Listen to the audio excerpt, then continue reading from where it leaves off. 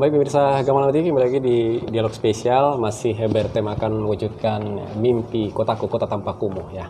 Baik, saya lanjutkan kembali ya diskusi kita di malam hari ini. Saya mungkin ke Pak Faisal Cakra dulu ya. Nah, tadi dikatakan bahwa memang program kotaku ini ada di dua wilayah ya, Ternate dan Tidore di segmen sebelumnya dikatakan seperti itu. Nah, apakah ini juga memungkinkan di daerah-daerah lain ya, tidak hanya berkonsentrasi di dua wilayah ini saja? Jadi memang untuk kita lihat historisnya dulu ya, dari tahun 1999 itu program penanggulangan kemiskinan perkotaan telah atau dilakukan dengan P2KP, kemudian berlanjut dengan program PNPM Mandiri Perkotaan. Mandiri Perkotaan ini merupakan cikal bakal dari program Kotaku, yang mana untuk penanganan dua kota, kota kelurahan di kota gitu. Jadi kota untuk Maluku Utara ada kota Ternate dan kota Tidore Kepulauan. Untuk kedepannya kami lagi mengusulkan untuk secara keseluruhan di Provinsi Maluku Utara ada 9 kabupaten kota minus Kabupaten Pulau Taliabu, yang mana Pulau Taliabu ini belum ada SK kumuhnya. Dari ke-9 kabupaten kota yang sudah kami masukkan itu sudah mempunyai SK kumuh, jadi harus persyaratan ada SK kumuh dulu.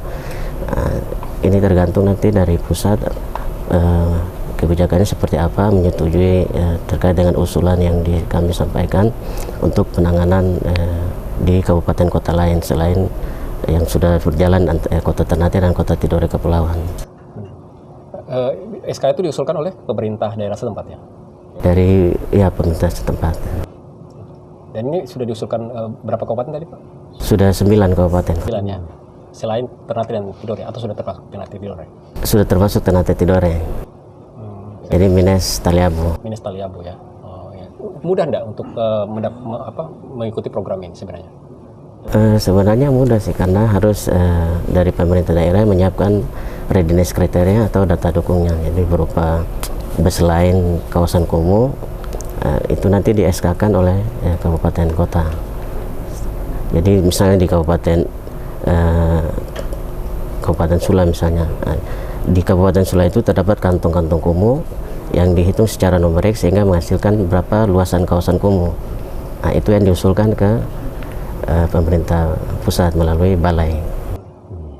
Nanti kapan terrealisasi Pak? Ini sudah dikirim suratnya. Baru dikirim suratnya? Sudah disampaikan surat usulannya. Nah, ini kan Ternate dan Tidore sudah lama ya mengikuti program ini kan, sebenarnya kan dampaknya kan sudah kelihatan. Nah, apa yang mungkin menurut Bapak yang mendasari sampai kok kabupaten lain tuh agak lambat dalam hal untuk menyambut program ini?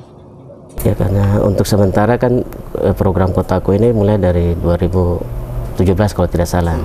17 sudah berjalan, 17, 18, 19 dan 20. Yang kabupaten lain itu belum. Jadi untuk sementara yang sedang berjalan ini untuk kota Tidore Kepulauan dan kota Ternate. Ya, kalau misalnya mereka mau dari dulu untuk mengikuti ini, apakah memang bisa? Bisa saja. Bisa saja. Tergantung kepala daerah masing-masing. Ya. Oke, responnya itu Pak. Nah, saya ke Pak Yadi nih Pak. Ini program ini kan juga menangani problema kota. Problema kota ini kan ya salah satunya adalah lapangan kerja. Apakah memang ada juga dampak yang bisa terlihat dari suksesnya program ini dalam hal penanganan tenaga kerja di Ternate misalnya? Ya, tentu itu sangat membantu untuk tenaga kerja, karena besaran anggaran yang didistribusikan itu tentu menyerap tenaga kerja untuk kebijakan tersebut. Nah, tetapi memang di situasi COVID seperti ini kan penanganannya sangat terbatas. Ya. Nah, sehingga itu memang membutuhkan kebijakan dari pemerintah daerah itu sendiri. Nah, termasuk dari kita lah, instansi teknis, untuk memberikan supporting terhadap kebijakan-kebijakan yang menyerap tenaga kerja tadi. Kebijakannya seperti apa Pak? Nah, kebijakannya seperti ada program-program penunjang, program penunjang dari daerah, misalnya kebijakan skala kawasan yang sudah diterapkan oleh Kotaku dan balai misalnya, melalui balai, ada pemerintah daerah juga memberikan kebijakan-kebijakan penunjang terkait dengan kegiatan tersebut. Nah, sehingga itu juga penyerapan tenaga kerjanya juga. Dicontohkan seperti apa misalnya? Ya, penunjang itu misalnya kegiatan-kegiatan yang bersentuhan langsung dengan kebijakan penataan kawasan kumuh itu, gitu. Misalnya ini kan lebih program Kotaku ini kan lebih banyak kegiatan-kegiatan kebijakan yang sifatnya kolaboratif, Ya. yang melibatkan warga masyarakat, kemudian lurah, RT, RW dan seterusnya, kemudian instansi terkait. Ini kegiatan-kegiatan kolaborasi ini yang memang dari sisi pembiayaannya sangat kecil karena ini kan swadaya. Ya. Lebih banyak programnya ke swadaya, penanganan swadaya.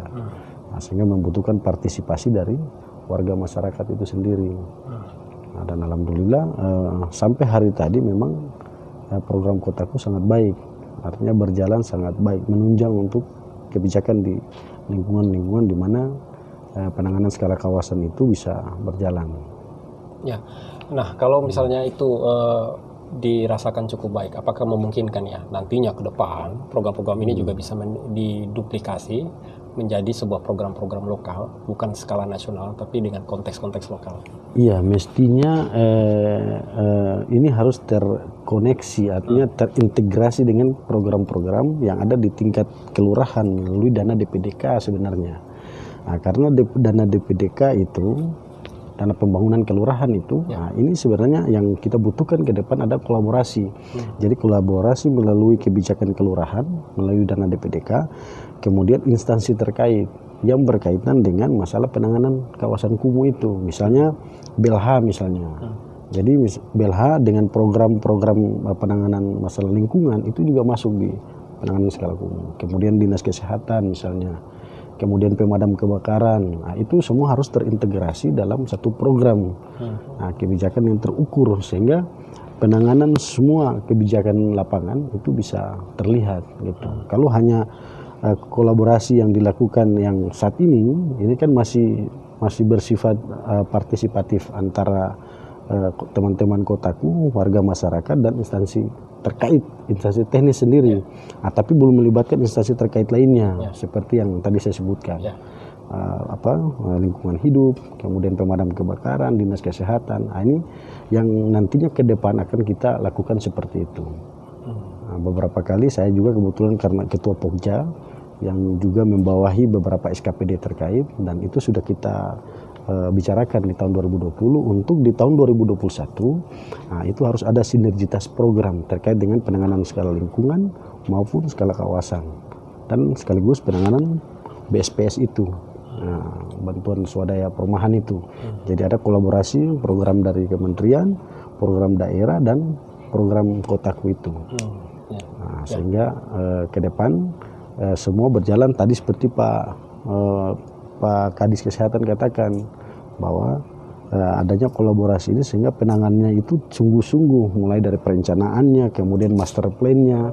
Alhamdulillah kita di Kampung Makassar Timur Pak Kadis itu sudah tahun ini sudah dilaksanakan DED-nya kemudian sekaligus dengan master plan kawasannya, sehingga betul apa tadi yang Pak Kadis katakan bahwa memang harus terencana betul sehingga ketika pembangunan itu jalan maka semua aspek itu diperhatikan, baik kesehatan, lingkungan, kebakaran, persampahan dan lain sebagainya. Semua.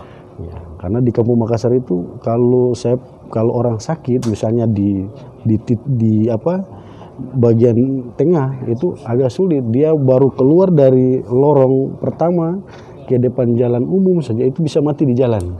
Kira-kira begitu karena lorongnya yang sempit, kemudian tidak tertata dengan baik, kendaraan kesehatan ambulans juga tidak ada akses, apalagi masalah kebakaran. Di tempat itu kurang 5 tahun terakhir kurang lebih ada 6 kali kebakaran di situ.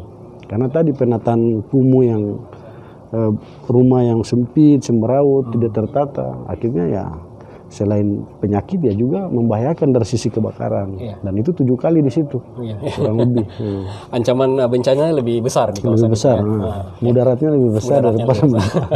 Baik, kita akan break dulu, masih ada segmen terakhir ya. Bapak-bapak pemirsa Agama TV, jangan beranjak dulu dari layar kaca Anda. Dialog spesial masih tersisakan 1 segmen untuk Anda. Tetaplah bersama kami.